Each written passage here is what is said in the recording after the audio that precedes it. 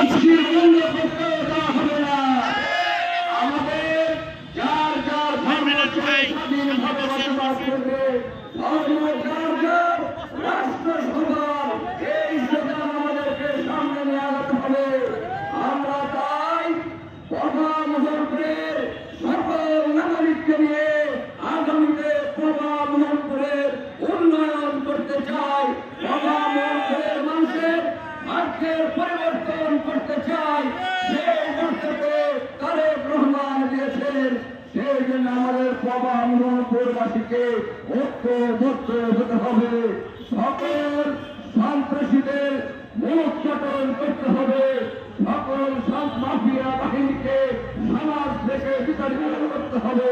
প্রিয় সাথী বন্ধুরা আমার, আমরা অনেক আন্দোলন সংগ্রামের মধ্য দিয়ে এই বর্তমান অন্তর্বর্তীকালীন বিএনপির মিডিয়ার ইয়াসিন ভাই খুব ভালো,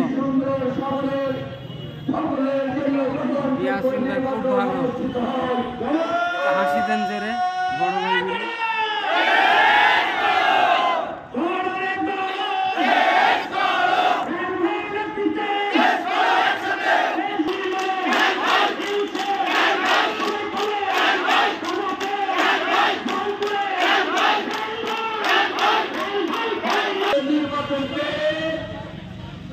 করার জন্য একটি রাজনৈতিক দল বাংলাদেশে নতুন ষড়যন্ত্র শুরু করেছে।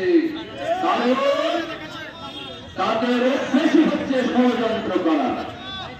তারা 1947 সালে ব্রিটিশের কাছ থেকে দেশ স্বাধীনতা লাভ এটিও তারা চায় নাই।